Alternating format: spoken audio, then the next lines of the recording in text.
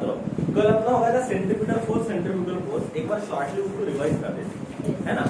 अब होता क्या है, बात ऐसी है कि सेंट्रीपिटल फोर्स क्या है। तो किसी भी क्या करो, जैसे मैंने क्या किया अभी, इसको होल्ड किया, ओके। अब ये जो है ना, जो बटन है, इसको ऐसे घुमा रहा हूँ, ओके। ये कैसे घूम रहा है, चीजों को समझो। हाँ, जब मैं किसी भी चीज को गोल गोल घुमाता हूँ तो क्या होता है उसको जब घुमाता हूँ तो उसकी रेडियस बढ़ते जाती है, बढ़ते जा रही है। क्या मैं कहूँ, अगर कोई भी चीज सस्पेंड हो जाएगी या लटक जाएंगी तो वो किसकी वजह से लटकेंगी, ग्रेविटी की वजह से लटकेंगी, है ना। उसका मास की वजह से उसका वेट जो है वो डाउनवर्ड डायरेक्शन में एक्ट करेगा। क्या मैं कहूँ, चालू चालू में किसी चीज का वेट बदल जाएगा, बढ़ जाएगा, क्या कभी पॉसिबल नहीं। लेकिन जब तुम उसको घुमाने लग जाते हो और फिर जोर जोर से घुमाने लग जाते हो, है ना, इस रोटेशन की वजह से उसकी रेडियस बढ़ती हुई जाती है। ऐसा क्यों हो रहा है, कभी सोचा? फोर्स की वजह से, है ना। क्या मैं कहूँ, उसको एक सेंट्रीपिटल फोर्स जो कि टुवर्ड द सेंटर एक्ट करता है, ये धागे का टेंशन काम करेगा। ये क्या काम करेगा, धागे का टेंशन। एक्सपेरिमेंट के लिए तो ये चाबी का या कोई भी चीज का तुम कर सकते हो इस तरह से, है ना। इसको हम ये कर लेंगे,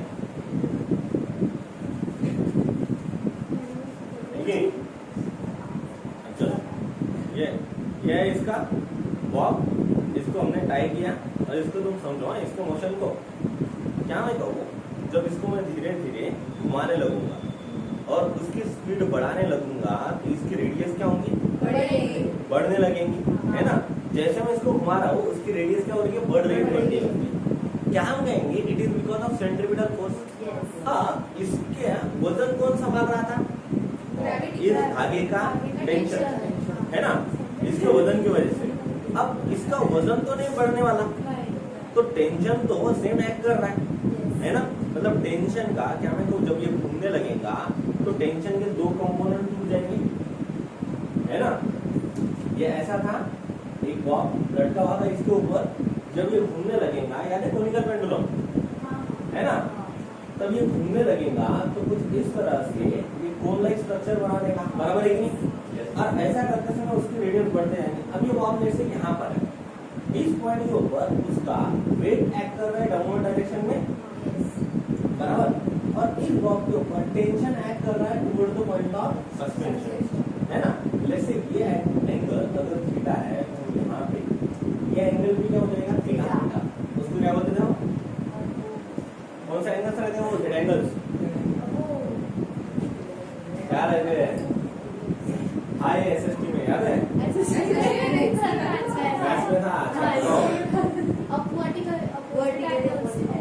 अपोजिट एंगल देखिए, ये जितना ये इतना।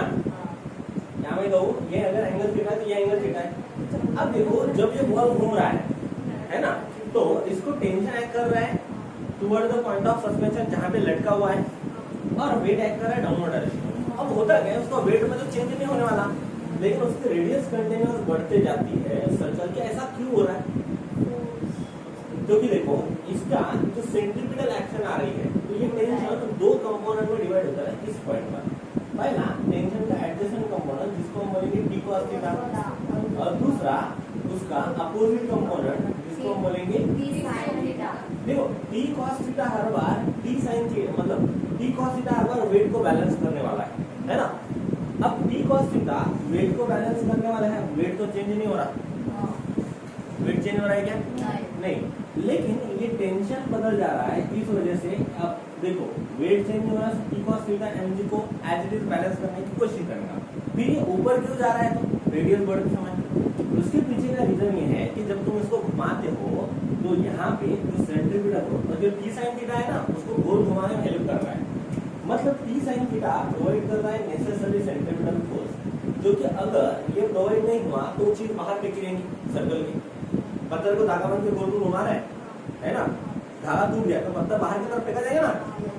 ये सेंट्रीपिटल फोर्स की जो एक्शन है उसका सेंट्रीफ्यूगल एक्शन कहते हैं।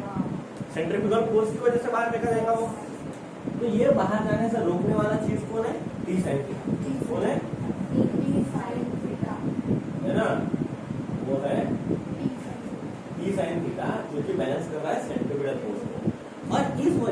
कंटिन्यूअस जब ये सेंट्रीपिटल एक्शन देता रहेगा तो उसकी टेंशन बढ़ता रहेगा, लेकिन इसके ऊपर तो एक्ट नहीं कर रहा, तो क्या करेगा, उसका टी साइन थीटा इस कंपोनेंट को बढ़ाने लगेगा, क्योंकि उसे ज्यादा से ज्यादा सेंट्रीपिटल फोर्स को मैनेज करना है ना। क्योंकि अब इस वजह से जैसे उसके रेडियस बढ़ रही है वैसे टेंशन बढ़ रहा है, टेंशन का एक ही कंपोनेंट बढ़ रहा है, टी साइन थीटा, है ना। इस चीज को जरा समझते हैं अभी, इस चीज को विजुअलाइज करो तुम कि सेम चीज एक ग्लास में पानी लो, उसको घुमाओ घुमाओ घुमाओ घुमाओ घुमाओ घुमाओ, है ना, तुम्हें क्या मिलेगा, पानी बाहर की तरफ फेंका जाएगा, या तो पानी गोल गोल घूमते हुए बीच में गड्ढा होता रहेगा।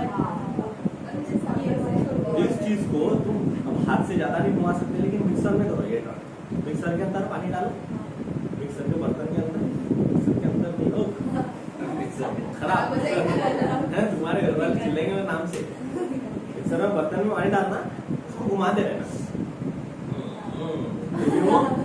है ना। बीच बीच में सेंट्रीफ्यूगल एक्शन की वजह से, सेंट्रीफ्यूगल फोर्स की वजह से उसके आउटर लेयर में लीकेज जाने की कोशिश करेगा, लेकिन बाहर क्या है, बर्तन है, तो ये बर्तन के एजेस की वजह से ये प्रेशर तो अप्लाई करेगा, लेकिन फेंका नहीं जाएगा, तो ये ऊपर की तरफ ऐसा उल्टे हो जाएगा। ये कुछ इस तरह का बर्तन अगर है तो इस तरह से ये गोल गोल घूमते जाएगा पानी, है ना, समझ में आएगा, यहाँ पे उठाएगा, समझ में आया।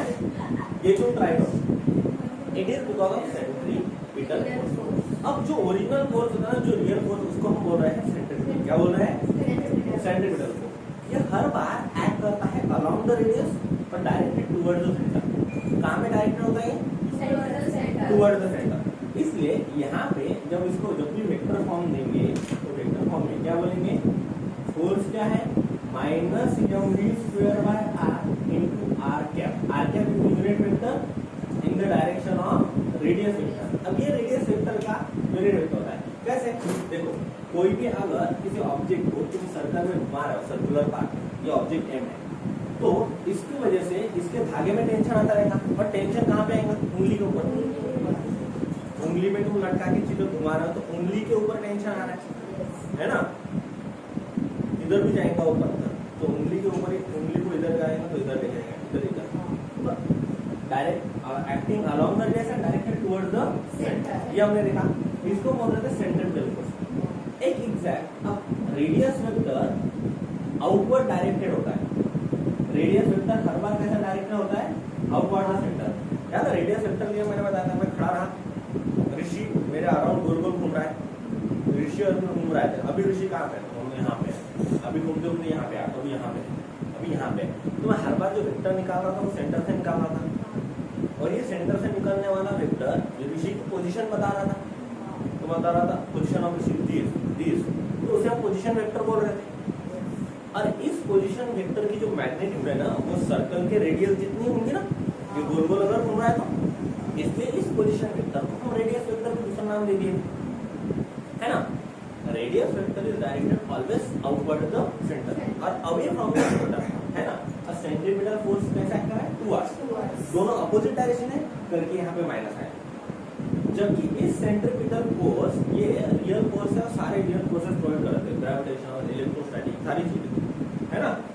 तो अब इस सेंट्रीपिटल का इफेक्ट क्या हो जाता है, सेंट्रीफ्यूगल, जैसे मिक्सर में अगर हमें सब्जी बनानी है ना, तो सारे मम्मी क्या करती है, प्याज लहसुन वगैरह सब उसमें डाल देती है और उसको घुमाती है, हम भी घुमाते हैं, है ना, हमको बोला तो अभी घुमाते समय क्या करना, उसका ढक्कन निकाल देना, क्या होगा, है ना। तो इस वजह से सारी चीजें बाहर फेंकी रहेंगी, बराबर। अब सेंट्रीपिटल फोर्स तो लग रहा है डायरेक्टेड टुवर्ड द सेंटर, ऐसा क्यों हुआ, इसके पीछे का रीजन है सेंट्रीफ्यूगल फोर्स। क्या है, सेंट्रीफ्यूगल फोर्स, ये सेंट्रीपिटल का इफेक्ट आता है ना। The force which acts along the radius and directed away from the, look at this, centrifugal force is a pseudo force, it is not a real force। ये real है क्या, ये pseudo force है ना, PSEUDO, okay, उसमें P क्या है, हाँ, तो ये pseudo force है। अब pseudo force, ये जो सेंट्रीफ्यूगल फोर्स है, ये सेंट्रीपिटल का इफेक्ट है। कोई भी सर्कुलर मोशन प्रोवाइड करने के लिए नेसेसरी होता है सेंट्रीपिटल फोर्स, है ना। अब ये सेंट्रीपिटल का बहुत बार देखा है, जैसे क्रीम सेपरेटर में छाछ बनाते समय, लस्सी बनाते समय क्रीम आ जाती है उसमें, मिर्ची भाजी भंडारा है ना, उसमें आता ना, तो सब में वो यूज करते सेंट्रीफ्यूगल रिंग, घर पे रहता ना सेंट्रीफ्यूगल लकड़ी का, हाँ दाल वगैरह बनाने के लिए, क्लियर? कौन सा हासिल सर, कोई डाउट इसमें? ऋषि सर, हाँ। अब ये centrifugal force direct away from the centre है ना, तो ये सेंट्रीफ्यूगल फोर्स जो है क्या हम बोलेंगे, ये आएगा plus mv² into R cap plus U, क्योंकि direct away from the centre. ये दोनों वेक्टर फॉर्म में इस तरह से लिखे जाते हैं, वेक्टर फॉर्म में इस तरह से लिखे जाते हैं। स्केलर देखा जाएगा, दोनों की मैग्नीट्यूड कैसे रहेंगी, दोनों की मैग्नीट्यूड कैसे रहेंगी, ये हमने देखा था। अब इसका यूज करके हमने देखा था, अगर हम कोई भी साइकिल, कार या ट्रक चलाते हैं तो रोड, तब क्या होता है, अब हमें हर बार जब भी आप गोल टर्न मारोगे, सर्कुलर टर्न मारोगे, तो हमें इनकी जरूरत पड़ेगी ही पड़ेगी, सेंट्रीफ्यूगल फोर्स रिक्वायर्ड चाहिए। अब होता क्या है हमारा, जैसे हम साइकिल चला रहे हैं और हम ऐसे चलते चलते यहाँ सब लेके जा रहे हैं गाड़ी, साइकिल चला रहे गाड़ी आ गई, गाड़ी चला रहे हम लोग, और इस टर्न से है ना, क्लास वाले टर्न से इधर टाटा स्कूल की तरफ हम मुड़ रहे हैं, क्या हम बोलेंगे कि अब बोलना है ये तो सिर्फ छोटा सा टर्न हुआ, क्या ये सर्कल हुआ? लेकिन अगर गौर से देखा जाए तो इस बड़ा सा सर्कुलर पाथ का ये क्या है, छोटा सा हिस्सा है ना। तो इस टर्न को ये एंगुलर टर्न हुआ एक्चुअली में, इसको भी सर्कुलर टर्न ही बोलेंगे, है ना। तो अब कोई भी हॉरिजॉन्टल, इसको कर्व रोड बोलेंगे, क्या बोलेंगे, ये सर्कल के नहीं कर्व लगेगी। तो अगर हम ऐसे कर्व रोड पर, अब यहाँ पे तो प्लेन रोड अपना, जब भी हम प्लेन रोड पर साइकिल या गाड़ी चलाते हैं, अब सोचो ये प्लेन रोड सीमेंट का है और इसकी जगह पे एक सेम प्लेन रोड है, वो है डांबर का, है ना, क्या बोलते हैं, टार, है ना। तो समझना ही चाहिए। अब अगर तुम साइकिल या गाड़ी चला रहे हो, ऐसा रोड पर टर्न मारो, है ना, सेम टर्न मारने के लिए तुम कौन से, मतलब साइकिल को या गाड़ी को कौन से रोड से जोर से चलाना प्रिफर करोगी, जो डांबर या सीमेंट? क्यों सीमेंट रोड पर क्यों नहीं? सीमेंट रोड रफ रहता है,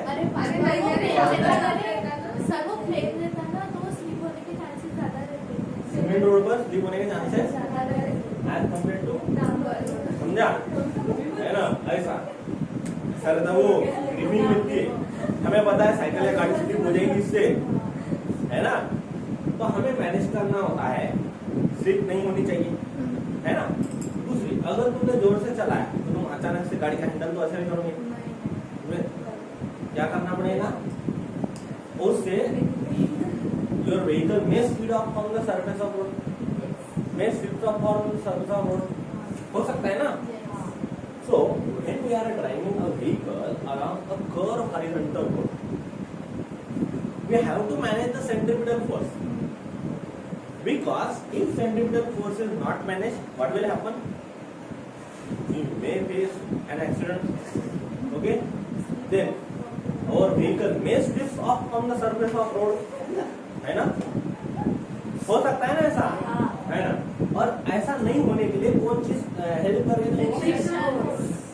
so for managing the centripetal force, here the centripetal force is provided by the friction between the tyre of our vehicle and the surface of road, है ना। So it should be proper, it should be proper, अगर ऐसा हुआ तो ही। अब इसमें या तो तुम्हारा रोड अच्छा होना चाहिए, वो मकान में रहते तो रोड की बात छोड़ दो, तुम अपने गाड़ी का या साइकिल का टायर अच्छा होना चाहिए, है ना। तो अलग अलग कंपनियां जो है ना, ये पर्टिकुलर, मुझे तो लगता है अपने गांव को मद्देनजर रखते हुए बनाती है, सीएट टायर्स, एमआरएफ टायर्स, है ना, अपोलो, है कि नहीं। मुझे ग्रिपिंग, क्योंकि इनके ये जो नए टायर्स हैं उनकी ग्रिपिंग कैसी है, अच्छी है, क्लियर, उनकी ग्रिपिंग कैसी है, अच्छी है। तो इस वजह से when you are driving a vehicle on a pure horizontal road, so you must have to manage the necessary centripetal force. You must have to manage the necessary centripetal force, and we know that this force is provided by the frictional force between the tire of our vehicle and the surface of road. So can we say that हमने जो देखा था mv square by r that is centripetal force किसने provide करना है? Frictional force.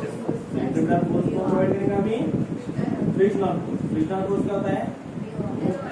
mg, है ना? बिल्कुल पसंद नहीं है, कट आउट तो डायरेक्ट सेम से है ना. इसके बराबर क्या है?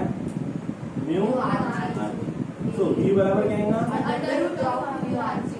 अच्छा, ये समझ में आया था? ओके, रिवाइज होगा ये भी कंसेप्ट. कोई डाउट है? नेक्स्ट कंसेप्ट कौन सा है? व्हील ऑफ डेथ, है ना. अब डेथ व्हील में जाएंगे हम लोग. ओके, देखो जरा, है ना. डेथ व्हील के कंसेप्ट में इसमें एक प्रिंटिंग मिस्टेक है, शायद इसमें नहीं है,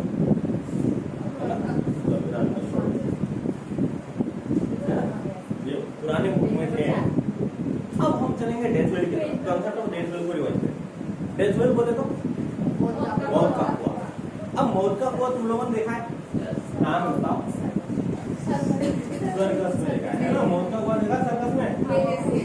तो सर्कल में सर्कल में गाड़ी चलाते हो, बराबर. सर्कस में गाड़ी, सर्कुलर ट्रैक पर गाड़ी. वो भी आया था ना पिक्चर, वो सैलमन बॉय का भारत में भी देखे थे हमने, है ना. तो भारत में देखे थे, सलमान खान गाड़ी चलाता है उसमें डेथ व्हील में. ओके, सो अगर ये डेथ व्हील है हमारी, ये क्या है? डेथ व्हील है. और इस डेथ व्हील के अंदर कोई बंदा गाड़ी चला रहा है. ओके, उसके बाद गाड़ी दे देते, समझो ये गाड़ी है, इसको थोड़े माल भी कर देंगे अपन, उधर बाल, मतलब गाड़ी कैसे चलाना, इधर की इधर इधर. लॉन्च हो जाएगी. हाँ, तो पहले ऐसी गाड़ी चलानी पड़ती है ना. पहले ऐसे नीचे से लेनी पड़ती है, वो ऊपर ऊपर ऊपर, फिर ऐसे घूमते रहती हो, है ना. अभी ऐसी गाड़ी चला है सर्कुलर ट्रैक पे, जो है ना. अरे लेकिन की वैसा है वो, है ना. समझो ये गाड़ी चला रहा है, क्या चल रहा है? गाड़ी चला रहा है डेथ व्हील में. अब डेथ व्हील तुमने देखा होगा कि जो डेथ व्हील का सरफेस होता है ना, उसके ऊपर लोग गाड़ियां चलाते हैं, वो कैसा होता है? अंदर का कर्व है ना, थोड़ा गोल रहता है, गोल रहता है. और उसका ये कैसा होता है? फ्रिक्शन थोड़ा सा ज्यादा रहता है ना. अब सोचो कोई बंदा एक डेथ व्हील में गाड़ी चला रहा है और तुम गए और खोबरे का तेल डाल दिया थोड़ा, क्या होगा? क्या वो गाड़ी चला पाएगा प्रॉपर्ली? है ना. चला पाएगा क्या? नहीं. ऐसा क्यों नहीं आशे? फ्रिक्शन कम हो जाएगा. क्या मैं कहूँ, फ्रिक्शन क्यों लगता है डेथ व्हील में, बताओ. अब और कोई बंदा है, एक भला मानस गाड़ी चला रहा है डेथ व्हील के अंदर, है ना, हमारे मनोरंजन के लिए. तो तुम ऐसा काम क्यों करेंगे? पहले तेल डालने वाला है ना, ऐसा करना नहीं हो. तो ये हमारे मनोरंजन के लिए गाड़ी चला रहा है, तो इसे कौन सी चीज है कि जो मैनेज करनी पड़ेगी? स्पीड मैनेज करनी. क्यों मैनेज करनी पड़ेगी? अब धीरे धीरे गाड़ी चलाते हैं, इसको देखा है क्या तुमने? धीरे धीरे ग्रेविटी की वजह से, है ना. ग्रेविटी मतलब उसको वेट संभालना पड़ेगा. वेट है ना, उसका मास तो कम नहीं कर सकता, उसको वेट संभालना है. उसके वेट की वजह से क्या हो सकता है? वो नीचे गिरेगा.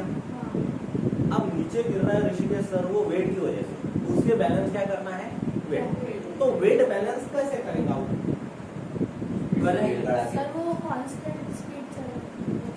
कांस्टेंट स्पीड बढ़ानी पड़ेगी उसको. वेट बैलेंस करना है तो कम स्पीड में काम होगा क्या उसका? सोचो, कम स्पीड में काम होगा क्या? इसको देखा है तुमने? अब तुम ऐसे गाड़ी स्टार्ट कर चढ़ा दो दीवार के ऊपर, चलेगी क्या? वही तुम जोर से भगाते हुए आराम से चढ़ाने की कोशिश करो. क्लियर? क्या हम बोलेंगे वैसे भी नहीं चढ़ा गाड़ा, मतलब जस्ट मैं एग्जाम्पल दे रहा हूँ, है ना। तो ट्राई दैट होम। जब तुम लोगों को सर्कुलर ट्रैक पे गाड़ी चलानी है तो ऐसा होता है आस्था में कि सर्कुलर ट्रैक पर अगर तुम लोगों को गाड़ी चलानी है तो तुम्हें इसका वेट समान होता है। अब ना ही सिर्फ इसका, बल्कि जिस व्हीकल पे बैठा है ना, उस व्हीकल का इसके साथ में वेट संभालना रहेगा। अब ये वेट संभालने के लिए ये जितना ज्यादा गतिमान रहेगा, मतलब जितना ज्यादा तेज गाड़ी चलाएगा, वैसे ये सर्वाइव हो सकता है, सर्वाइव कर सकता है। तो कम से कम हम कितनी स्पीड से इसमें गाड़ी चला सकते हैं, क्योंकि देखो गाड़ी अगर ये जोर से चलाने लग गया तो ही ये सर्कुलर ट्रैक में गाड़ी को घुमा पाएगा डेथ में। अब ये घुमा पाएगा किस फोर्स की वजह से घुमा पाएगा, बताओ बोल गाड़ी? Centripetal force. सेंट्रीपिटल फोर्स या सेंट्रीपिटल फोर्स का इफेक्ट, है ना। नाम किसका लेना है? सेंट्रीपिटल, कुछ भी हो जाए गोल घुमाने के लिए नाम किसका लेंगे? लेकिन हमें पता है सेंट्रीफ्यूगल, सही बोला है ना। अच्छा सर, क्योंकि जब ये गोल गोल घुमाने लगेगा तो सेंट्रीफ्यूगल की वजह से तो बाहर फेंका जाने की कोशिश है ना। समझ में आया क्या? बुलेट से ये गोल गोल घुमा रहा है तो ये जितना ज्यादा जोर से घुमाएगा, याद है मैंने हमने पहले करके बताया है कि नहीं, तो जितना ज्यादा स्पीड बढ़ाएगा उतना ज्यादा क्या होगा, उसकी रेडियस बढ़ती जाएगी। अब इधर डेथ वेल के अंदर रेडियस बढ़ने को चांस है क्या? चांस है क्या? नहीं ना, तो चांस नहीं है, रेडियस तो नहीं बढ़ेंगे, लेकिन इससे गाड़ी की ग्रिपिंग बढ़ जाएगी फिर, इस वजह से घूम पाएगा। गाड़ी स्लो होंगी तो रेडियस भी स्लो होने लगेगी, और सोचो ग्रिपिंग भी कम होती रहेगी, कभी इसके वजन की वजह से अपने आप नीचे गिर सकता है ना, पहले नीचे फिर ऊपर, है कि नहीं। तो अभी हमें संभालना इसका वेट, इसका वेट दो चीजें संभाल रही, पहला तो सेंट्रीपिटल फोर्स और दूसरा फ्रिक्शनल फोर्स। Very good. यहाँ पे फ्रिक्शनल दो फोर्स तो नहीं जमेंगे, तो फ्रिक्शनल इसके गाड़ी का टायर और ये जो रोड है उसमें का कोई भीषण का फ्रिक्शन उस ब्रेथवेल के सरफेस का, इनर सरफेस का कोई भीषण का फ्रिक्शन मैटर करेगा। Is that clear to you? समझ में आया? सो क्या हम कहेंगे, अगर हमें इसका वेट संभालने के लिए एक्सप्रेशन अगर बना दिया जाए, है ना, तो कैसे बनेगा एक्सप्रेशन, है ना। क्या हम बोले संभालना किसको है? वेट को। वेट को कौन समझेगा? म्यू इनटू सेंट्रीपिटल फोर्स, है ना, that is mu into mv square by r equals to mv। तो क्या होता है, काट डालना जाएगा ये g equals to mu v square by r। अगर हमें v निकालना है तो इधर v square equals to rg upon, है ना, तो v equals to under rg upon. Is that clear? यह है लीनियर वेलोसिटी। अगर पूछा जाए कि in what angular velocity or in what angular speed the boy or the Salman which is driving a bike in a death well, है ना, is moving, है ना। अब ये जो हम बोल रहे हैं, हम ये कैसे होनी चाहिए? ग्रेटर देन ना, स्पीड कैसे होनी चाहिए? इससे तो ग्रेटर ही होनी चाहिए, हमें को ग्रेटर देन और इक्वल टू। अच्छा, वेट में ग्रेटर होना चाहिए, ये चीज है। समझ में आया? जैसे बोल सकते हैं हम, स्पीड हर बार ज्यादा ही होनी चाहिए, कैसे? इन चीजों से, तभी वो काम होगा अपना अच्छे से, है ना। अब इक्वल टू भी दे दिया तो भी चलेगा, नेसेसरी अगर हम पर्टिकुलर उतनी स्पीड बोल रहे थे, है ना। तो v इक्वल टू आया हमारा अंडर रूट rg अपॉन। यही बात अगर अमन हम एंगुलर स्पीड की करते हैं तो जब हम एंगुलर स्पीड की बात करेंगे, v होता है v equal to v equal to r omega, हमारे पास है, इसकी जगह में वैल्यू डालो, r omega under root rg upon. So omega equal to under root rg upon, ये r इधर चला जाएगा, 1/r, यहाँ अंदर चला गया तो क्या होगा? R G. अब ये आर स्क्वायर हो जाएगा। स्क्वायर रूट क्या बाहर आर, स्क्वायर रूट के अंदर चला गया तो आर स्क्वायर। एक आर कैंसल, क्या है? इनवर्स है ना, under root g upon mu r. Okay, समझ में एंगुलर स्पीड। तो क्या हम कहेंगे? मिनिमम एंगुलर स्पीड रहेंगे इंडेक्टिविटी की, और ये स्पीड ये लीनियर स्पीड रहेगी, या तो हम बोलेंगे टेंजेंशियल स्पीड बोलते हैं इसको। क्लियर है क्या? तो this is the expression for nature. लिख लो, बहुत इजी है। अब बात आती है कर्व रोड। हम कर्व रोड पर गाड़ियां चलाते थे, फिर हम गाड़ी 900 किलोमीटर तक लेके गए। कर्व रोड का हमको पता चल गया कि फ्रिक्शन कितने काम की चीज है ना। लेकिन मुझे बताओ, क्या साल के 12 ही महीने फ्रिक्शन सेम रहता है ना? अब अगर हमको सेफली गाड़ी चलानी है ना, we have to drive the bicycle और टू व्हीलर और कार और रोड, कर्व रोड, है ना।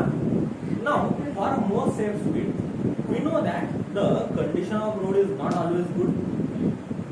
मलकापुर में तो रोड की कंडीशन तुम लोगों को कोई अनजान थोड़ी है ना। तो क्या होगा, अब अगर हमें गाड़ी चलानी है तो हमें अपने गाड़ी का टायर और रोड के बीच में कैसा होना चाहिए? फ्रिक्शन प्रॉपर होना चाहिए, है ना। तो ये कोएफिशिएंट ऑफ फ्रिक्शन मतलब ज्यादा होना चाहिए, ऐसा हम बोलेंगे ना, अच्छी ग्रिप के लिए ज्यादा होना चाहिए। तो क्या अब ये ज्यादा फ्रिक्शन कैसे हो सकता है? दो चीजें कैसे, या तो रोड की कंडीशन अच्छी होनी चाहिए, या तो हमारे गाड़ी का या बाइसिकल का टायर जो है ना वो नया होना चाहिए, अच्छा होना चाहिए, उसकी ग्रिपिंग अच्छी होनी चाहिए तभी। तो अब देखो, इस समय में हमको प्रॉपर फ्रिक्शन मिलेगा, है ना। अब बात करते हैं, अगर हमें पता है कि रोड की कंडीशन हम लोगों को पता है, क्या हर बार तुम रोड की कंडीशन के लिए कुछ कर सकते हो?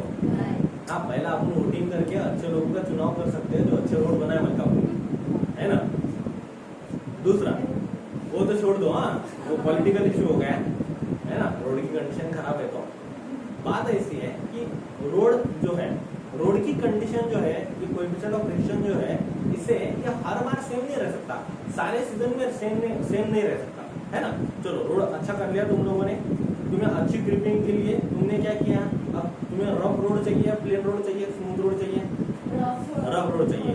तो अगर तुमने रोड को ऑलरेडी अपने इसमें गड्ढे है, तुमने अच्छे रोड को अगर गड्ढे कर दिए या तो फिर उसको सबसे खराब कर दिया तो उसका फ्रिक्शन बढ़ जाएगा। क्या ये बात सही रहेगी? तो इससे क्या होगा? एक्सीडेंट हो सकते हैं। तुम्हारे जो साइकिल का गाड़ी का जो टायर है ना, तुम उसकी ग्रिपिंग के लिए ऐसा कर रहे हो, या तो तुम टायर बदलो या तो फिर रोड बदलो, है ना। दोनों चीजें पॉसिबल नहीं है। टायर पॉसिबल है लेकिन ये इकोनॉमिकल नहीं है। तुम अगर टायर का पैसा बचाने जाओगे और रोड को ही रफ कर दोगे, है ना, रोड का सरफेस ही रफ बना दोगे, तो क्या होगा? वियर एंड टियर बढ़ेगा, है ना, गाड़ी भंगार हो जाएगी, तुम्हारी गाड़ी की लाइफ कम हो जाएगी, है कि नहीं, ऐसे रोड की वजह से। अब क्या करना रहता अभी हमें, और ऊपर से ये तो हो गया, ठीक है। दूसरा, मौसम की वजह से भी हमें प्रॉपर कोएफिशिएंट ऑफ फ्रिक्शन नहीं मिल जाता। अब तुम गाड़ी चला रहे हो, बारिश के दिनों में उतनी तेज गाड़ी चलाते हैं, स्लिप हो जाती। बारिश का छोड़ो, बारिश गिरी हुई है, तुम गाड़ी चला रहे हो और कोई तुम्हारे आगे जो गाड़ी जा रही है उसके अंदर से ऑयल टपक रहा है ना, रोड के ऊपर ऑयल गिरा हुआ है, तो कोएफिशिएंट ऑफ फ्रिक्शन और ज्यादा कम हो जाएगा, है ना। क्या मैं कहूँ, ये कोएफिशिएंट ऑफ फ्रिक्शन को मैनेज करना इतना आसान नहीं सारे मौसम। तो इसके लिए क्या करते हैं सरकार, अब रोड के ऊपर तो काम कर रही है, वो तो अच्छी बात है कि हाईवे का जो काम है वो श्री नितिन गडकरी के हाथ में है ना। श्री नितिन गडकरी जी बहुत अच्छे से काम कर रहे हैं, हाईवे पे देखो तुम अच्छे रोड बन रहे हैं ना। गाँव में भी शायद वो रहते तो अच्छा रहता है कि नहीं। अब ये सरकार उसके लिए क्या करती है, देखो अच्छी सरकार या अच्छे लोग क्या करते हैं कि जो रोड बनाते समय उस रोड का एक साइड जो है वो इंक्लाइन कर देते हैं एज कम्पेयर टू दूसरी, है ना। रोड की एक एज को बढ़ा देते हैं, रोड की एक एज को क्या कर देते हैं, बढ़ा देते हैं, रेस कर देते हैं देन द आउटर एज। तो ये जो प्रोसेस है ना, क्योंकि देखो हमें पता है इस तरह से हमारा कर्व रोड था, हम लोग साइकिल या गाड़ी चला रहे थे, है ना, इधर ये गाड़ी चला रहे थे। अगर ये जोर से, ये बंदा गाड़ी अगर जोर से चला रहा है, ठीक है, देखिए ऊपर देखते हुए, अगर ये बंदा जोर से गाड़ी चला रहा है तो क्या हम बोलेंगे ये रोड के आउटर एज से फेंका जाएगा, आउटर साइड से। अगर ओवर स्पीडिंग होगी तो आउटर साइड से फेंका जाएगा। कोएफिशिएंट ऑफ फ्रिक्शन इसके गाड़ी के टायर और रोड का मैशरिंग हुआ तो, है ना, बाहर फेंका जाएगा। अब ये बाहर फेंका जाएगा, जैसे बुलाने का घाट है, बुलाने घाट में तो गए होंगे ना तुम लोग, रोड की जो आउटर एज है वो रेस की गई है देन द इनर एज। तो ये जो प्रोसेस है ना, raising of outer edge then the inner edge, इसको बोलते हैं बैंकिंग ऑफ रोड। क्या बोलते हैं? Banking of road. अब ये हो गया सरफेस ऑफ रोड और ये होगी हॉरिजॉन्टल लेवल, है ना, हॉरिजॉन्टल लेवल। एक एंगल थीटा में, छोटा सा एंगल थीटा में क्या कर देते हैं, इसको हॉरिजॉन्टल लेवल से सरफेस ऑफ रोड को रेस कर देते हैं। अब ये जो आउटर एज होती है ना रोड की, और ये है इनर एज, आउटर एज को क्या कर देते हैं, इनर एज से रेस कर देते हैं, उससे सरफेस ऑफ रोड और हॉरिजॉन्टल लेवल में एंगल बन जाता है।